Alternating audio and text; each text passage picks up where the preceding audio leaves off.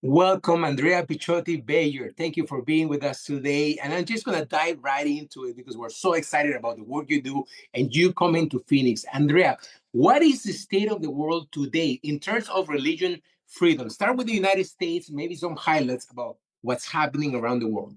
Yeah, thanks, Christopher, for inviting me to join all of you guys and to talk about this. You know, this is an issue that's key to my professional work, but also, is important to me personally as a person of faith, as a committed Catholic.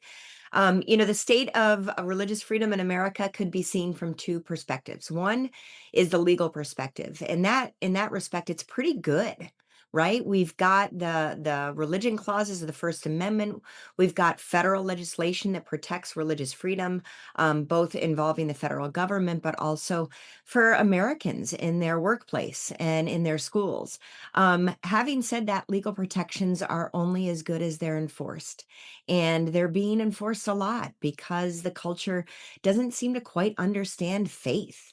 And that's a challenge that we'll talk later on about. But it's being pitted against other interests, other civil rights, for example, when it comes to sexual orientation, gender identity, traditional religious belief, and people that hold to those traditional beliefs are really being pressured to keep their beliefs to themselves, to not live a coherent life in their jobs or in their schools or just in their neighborhoods, and to participate, kind of almost with one arm tied behind their back if they want to contribute to the public good.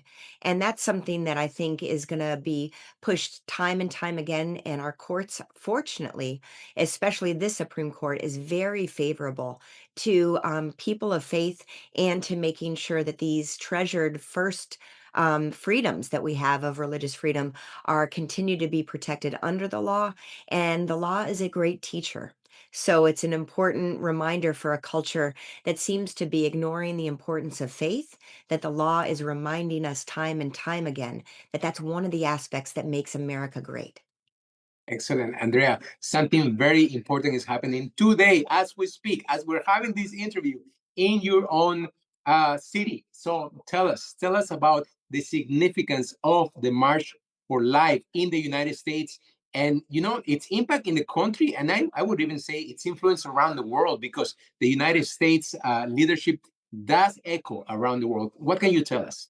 Yeah, no, absolutely. I mean, the March for Life is a great moment where people of faith and people even not attached to any faith tradition, but drawn to the truth of the sanctity of human life are coming together to our nation's capital.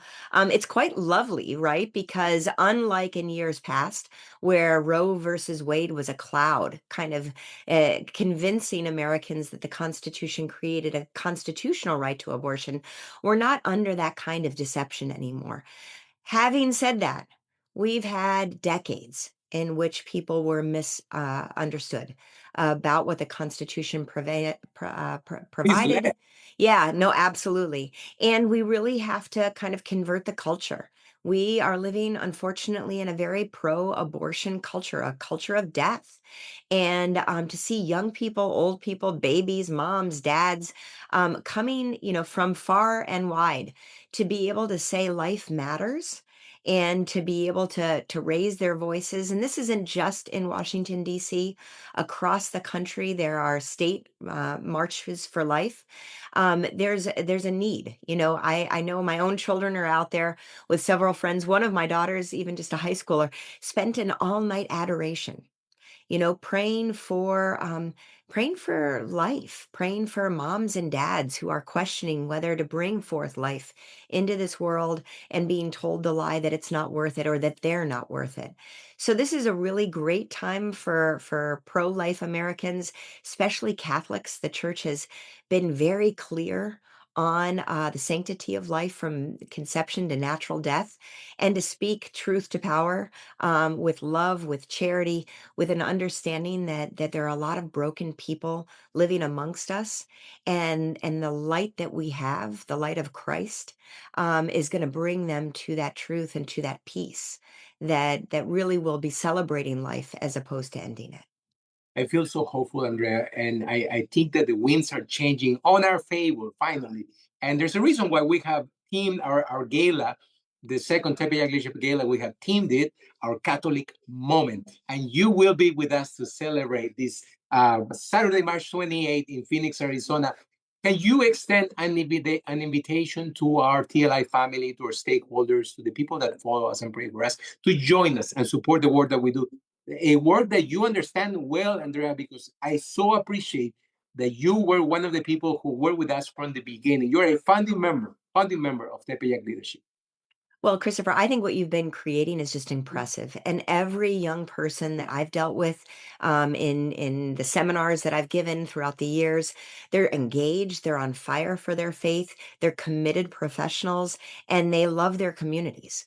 So if you're hearing this and you've gone through the Tepeyac program, you better show up on Phoenix because I'm waiting to see you again. And if you are participating this year or if you've been a sponsor, we are people of community, right? God made us social beings. The church is a community. And I think, Christopher, you're doing everything right in bringing people together, whether it's virtually to study the truths and the law, but also to come together in person, in community, because I think that there's something really wonderful that happens that's much more than each of us individually.